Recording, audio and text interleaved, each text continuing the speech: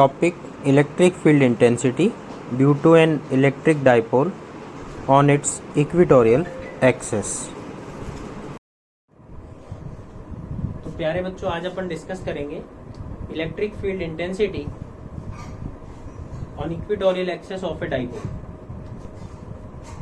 तो electric field निकालना है डाइपोल के इक्वेटोरियल एक्सिस पर। सबसे पहले हम एक डाइपोल बना लेते हैं। ये एक डाइपोल है। डाइपोल में हमेशा एक पॉजिटिव चार्ज और एक इक्वल अमाउंट का नेगेटिव चार्ज होगा, अमाउंट इक्वल होने चाहिए। तो ये जो लाइन है इसको बोलते हैं एक्सिस, और इस एक्सिस के परपेंडिकुलर जो लाइन जो कि इसके सेंटर से पास होगी इसको बोलते हैं इक्वेटोरियल एक्सिस।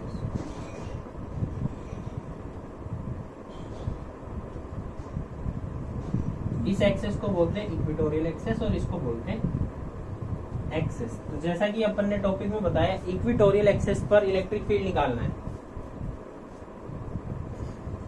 तो कैसे निकालेंगे? सबसे पहले ये इसका सेंटर है डाइपोल का, तो सेंटर से यहां तक की डिस्टेंस हमने मेजर कर लिया, कितना L है। और फिर ये डिस्टेंस भी यहां से यहां तक की हमने मेजर कर लिया, L है। यानी कि डाइपोल के बीच में टोटल दोनों चार्जेस के बीच में डिस्टेंस 2 है। हम एक पी पॉइंट लेते हैं जहां पे अपने को इलेक्ट्रिक फील्ड निकालना है। इस पॉइंट की डाइपोल के सेंटर से हमने डिस्टेंस लेफ्ट कर लिया x। कितना डिस्टेंस है ये? x। इस चार्ज को हम बोल देते हैं A, इस चार्ज को बोल देते हैं B। तो देखो, इस पॉइंट पर इलेक्ट्रिक फील्ड दो चार्ज की वजह से होगा। एक तो इस चार्ज की वजह से होगा और एक इस चार्ज की वजह से। पॉजिटिव चार्ज की वजह से इलेक्ट्रिक फील्ड कैसे होगा इस पॉइंट पर? पॉजिटिव चार्ज की वजह से इलेक्ट्रिक फील्ड आउटवर्ड होगा इसको, और इसको बोल दिया हमने E, क्योंकि चार्ज A की वजह से है। चार्ज B की वजह से इलेक्ट्रिक फील्ड होगा इस पॉइंट पर। तो B में B नेगेटिव चार्ज है, और नेगेटिव चार्ज में इलेक्ट्रिक फील्ड लाइंस एंटर करती हैं और पॉजिटिव से आउटवर्ड होती है। तो देखो, पॉजिटिव की वजह से तो इलेक्ट्रिक फील्ड बाहर की तरफ है, और नेगेटिव की वजह से देखो इसमें अंदर की तरफ आनी चाहिए ना लाइन, तो इलेक्ट्रिक फील्ड है, क्योंकि नेगेटिव चार्ज में इलेक्ट्रिक फील्ड लाइंस एंटर करती हैं और पॉजिटिव से इलेक्ट्रिक फील्ड लाइंस बाहर निकलती हैं। तो पॉजिटिव से ऐसे निकल गया इलेक्ट्रिक फील्ड और नेगेटिव में ऐसे। इस इलेक्ट्रिक फील्ड को अपन ने क्या बोल दिया? एक्चुअली ये B की वजह से है, तो इसको बोल दिया EB। ठीक।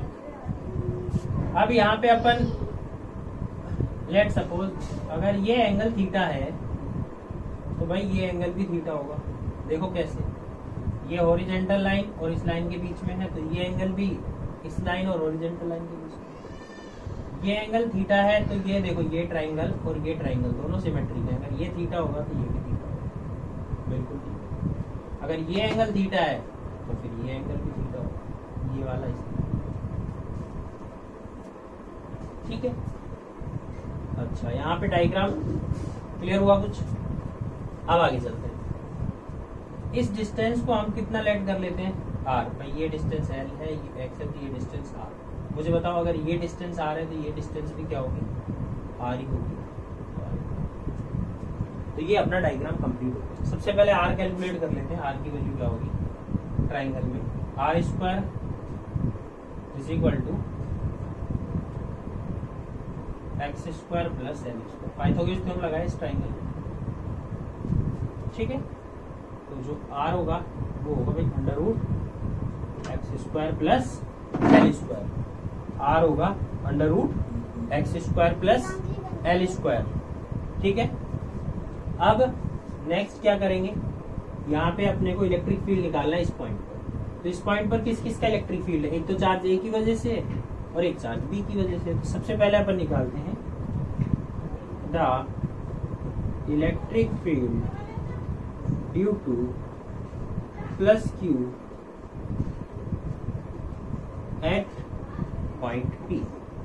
पॉइंट P पर इस A चार्ज की वजह से इलेक्ट्रिक फील्ड, तो E A बोल दें। मैग्नीट्यूड निकाल रहे हैं अपन। मैग्नीट्यूड क्या होगा भाई? के क्यू। देखो A की वजह से निकाल रहे हैं, तो इसकी यहाँ से डिस्टेंस कितनी? R। इस पॉइंट पे निकाल रहे हैं तो इस पॉइंट की यहाँ से डिस्टेंस R है, और चार्ज है Q, के क्यू अपॉन R स्क्वायर। अच्छा, R स्क्वायर की वैल्यू ये है तो इसको इक्वेशन बोल दें 1, तो यहाँ पे क्या लिख देंगे फ्रॉम फर्स्ट, तो ये क्या आएगा बच्चों, आ जाएगा के क्यू अपॉन आर स्क्वायर की वैल्यू यहाँ से यहाँ रख दो एक्स स्क्वायर प्लस एक्स, इसको बोलते क्वेश्चन नंबर 2। ठीक है, अब अपन क्या करें, इस पर ई बी कैलकुलेट कर लेते हैं।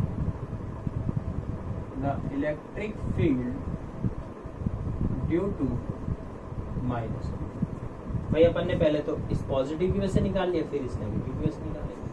तो ई बी क्या होगा, के क्यू, भाई चार्ज क्यू, यहाँ से यहाँ की डिस्टेंस आर, तो लिख देंगे के क्यू अपॉन आर स्क्वायर, यहाँ से यहाँ तक की डिस्टेंस आर है ना, और चार्ज है क्यू। एक्चुअली मैग्नीट्यूड है, तो यहाँ पर मैग्नीट्यूड की वैल्यू हमेशा पॉजिटिव आएगी, तो ये वैल्यू भी पॉजिटिव। ठीक है, अच्छा आर स्क्वायर की वैल्यू रख सकते हैं यहाँ से फर्स्ट से, है ना, तो ई बी क्या आएगा, यहाँ लिख देंगे फ्रॉम फर्स्ट के Q upon x square plus x, इसको हम बोल देंगे इक्वेशन 3। ठीक है, ये आ गया और ये ई बी आ गया। अब देखो ई ए और ई बी दोनों मैग्नीट्यूड में इक्वल है, तो हम बोल सकते हैं we can say that magnitude of E A is equal to magnitude of E B. Clear, E A और ई बी का मैग्नीट्यूड इक्वल है। देखो इसका मैग्नीट्यूड और इसका मैग्नीट्यूड इक्वल है, तो अब इसको ई लेट कर ले, कर सकते हैं ऐसा, क्योंकि ई ए और ई बी की वैल्यू सेम है, तो इसको ई लेट कर। अब बस इसको इलेक्ट्रिक फील्ड वेक्टर क्वांटिटी है, तो वेक्टर क्वांटिटीज की क्या ले सकते हैं, कंपोनेंट। तो यहाँ पर अपने को नेट इलेक्ट्रिक फील्ड निकालना है, तो नेट इलेक्ट्रिक फील्ड कैसे निकलेगा, ई ए की वैल्यू रख देंगे और ई बी की वैल्यू रख देंगे और सॉल्व कर लेंगे। तो देखो भाई ये ई ए, ये एंगल थीटा, ये ई ए है, ई ए को अपन क्या बोल सकते हैं ई, और ये ई बी है, ई बी को भी अपन बोल सकते हैं ई, और ये एंगल है थीटा। कंपोनेंट सबको लेने आते हैं, ई ए की वैल्यू ई के इक्वल है ना, ई बी की वैल्यू भी है, तो यहाँ से ई भी रख सकते हैं, इसको कोई दिक्कत नहीं है, क्योंकि ये भी इक्वल है। इसका एक कंपोनेंट ई कॉस थीटा, इसका एक कंपोनेंट ई साइन थीटा, इसका एक कंपोनेंट ये ई है ई कॉस थीटा, और इसका एक कंपोनेंट ई साइन थीटा। देखो ये कंपोनेंट इस कंपोनेंट को कैंसिल कर देगा, तो कौन सी डायरेक्शन की कंपोनेंट कैंसिल हो गए, वाई डायरेक्शन। तो the net electric field in Y direction zero, Y direction में तो जीरो हो गया, तो नेट इलेक्ट्रिक फील्ड कौन सी डायरेक्शन में आ गया, एक्स डायरेक्शन में। नेक्स्ट डायरेक्शन में इलेक्ट्रिक फील्ड देखो ई कॉस थीटा और ई कॉस थीटा क्या बन गया, 2e कॉस थीटा, सही है। यहाँ लिख देंगे द नेट इलेक्ट्रिक फील्ड, ये आया 2e कॉस थीटा। ठीक है भाई, Ex इज इक्वल टू 2, ई का वैल्यू और ई ए का वैल्यू सेम है, तो ई का वैल्यू और ई ए का वैल्यू, तो ई ए का वैल्यू क्या है, ये है, तो यहाँ से क्या वैल्यू रख देंगे ई ए का, फ्रॉम कौन सी इक्वेशन है ये, सेकंड से रख देंगे वैल्यू, तो क्या बन जाएगा Ex इज इक्वल टू 2 के Q upon x square plus L square और इंटू कॉस थीटा।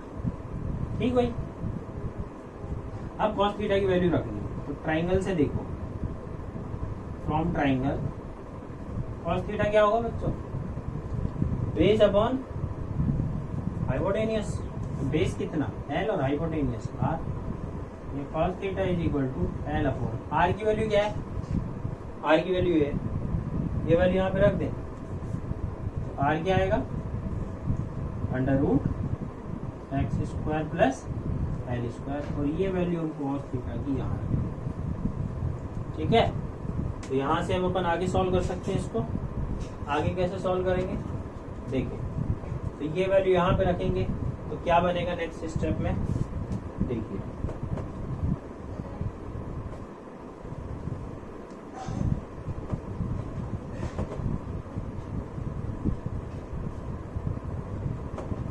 ठीक है, ये अपना आया। cos थीटा की वैल्यू यहाँ से यहाँ रख देंगे, तो बच्चों ये क्या बनेगा, Ex is equal to 2kq upon x square plus L square, और cos थीटा की वैल्यू यहाँ रख देंगे, तो L upon x square plus L square का आंसर। सॉल्व करोगे तो Ex आएगा 2kql, देखो इसकी पावर है 1 और इसकी पावर है हाफ, तो 1 प्लस 1/2 पावर बन जाएगी 3/2। इसकी पावर 1 है, इसकी पावर हाफ है, दोनों को ऐड कर देंगे। तो बच्चों यहाँ पे अब नेक्स्ट स्टेप सॉल्व करते हैं, और Ex यहाँ से आएगा, तो थोड़ा सा इसको देखो यहाँ पे मॉडिफाई करके लिख लें क्या अपन, ऐसे लिख सकते हैं k into Q into 2l upon x square plus L square की पावर 3/2। ठीक है, अब यहाँ पे हम एक पॉइंट लिखेंगे कि जो x है ना वो मच लार्जर है एज कंपेयर टू l। मैं समझा रहा हूँ इस पॉइंट। ये जो डिस्टेंस है ना ये बहुत शॉर्ट डिस्टेंस है, और ये x जो है वो इसके कंपैरिजन में बहुत ज्यादा है। तो हम क्या करेंगे, जो लार्जर वैल्यू होगी उसको कॉमन निकाल लेंगे यहाँ से। हमेशा ध्यान रखना, लार्जर वैल्यू को कॉमन निकालेंगे। लार्जर वैल्यू को कॉमन क्यों निकालेंगे उसका लॉजिक आगे बताओ।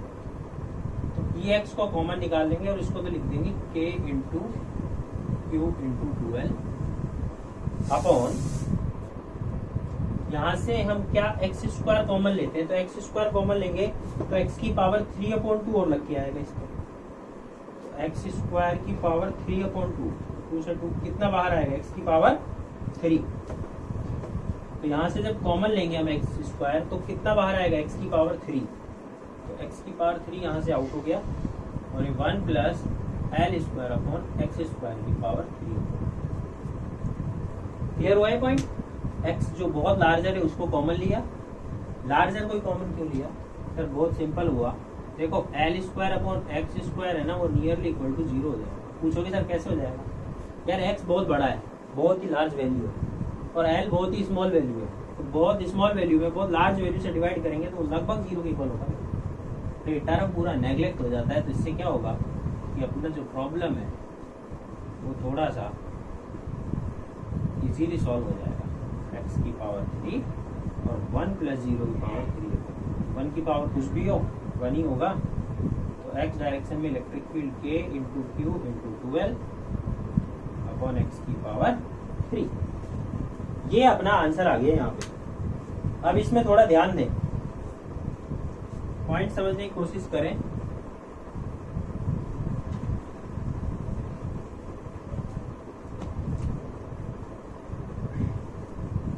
k into Q into 2l। अच्छा, डाइपोल मोमेंट पढ़ा था अपन ने। डाइपोल मोमेंट होता है p। p क्या होता है, charge into distance between charges. तो चार्ज कितना है q और इनके बीच डिस्टेंस है 2l। तो डाइपोल मोमेंट हो जाएगा q इंटू 2l। अच्छा, मतलब ये q इंटू 2l को हम किससे रिप्लेस कर देंगे, p से। तो Ex क्या बन जाएगा भाई, k into P upon x cube. k into P upon x cube. और अपना आंसर जो आ गया वो ये आ गया, इलेक्ट्रिक फील्ड इंटेंसिटी होगा kp अपॉन एक्स। इसका वेक्टर फॉर्मूला लिखना बता देता हूँ। Ex इज इक्वल टू होता है kp अपॉन एक्स क्यूब, और यहाँ पे साइन आएगा नेगेटिव। ये इसका वेक्टर फॉर्मूला है। अब आप कहोगे सर ये माइनस क्यों आया, तो ये इधर सुन लो, माइनस का बहुत इंपॉर्टेंट रीजन है।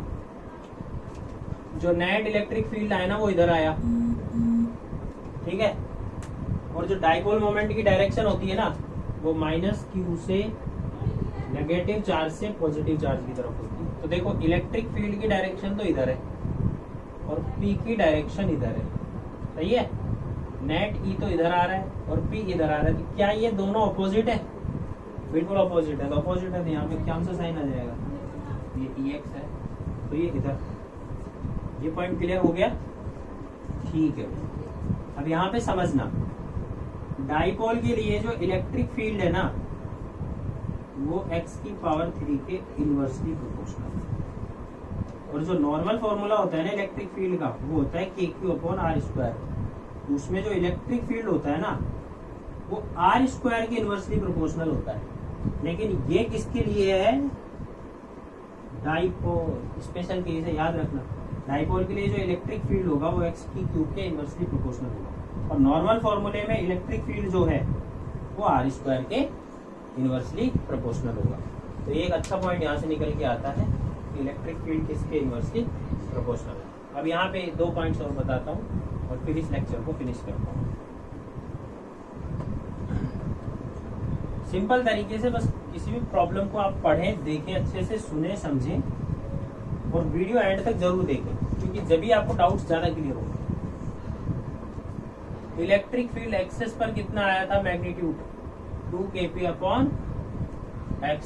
और इक्वेटोरियल एक्सेस पर क्या आया? इक्वेटोरियल एक्सेस पर आया था भैया kp/x³। तो दोनों का रेशियो क्या आएगा? E axis upon E equatorial axis. देखो इसको इससे डिवाइड कर दो, 2:1। ये भी एक क्वेश्चन है, काफी इंपॉर्टेंट, ठीक है। तो पूछ लेता है कि डाइपोल के एक्सेस और इक्वेटोरियल एक्सेस पर इलेक्ट्रिक फील्ड का रेशियो क्या होगा? तो 2:1। डाइपोल के लिए इलेक्ट्रिक फील्ड x³ के इनवर्सली प्रोपोर्शनल है, और डाइपोल के लिए नॉर्मल केसेस में इलेक्ट्रिक फील्ड जो है वो 1/R² के इनवर्सली प्रोपोर्शनल। चलो, थैंक यू वेरी मच। आज का लेक्चर यहीं पे फिनिश होता है।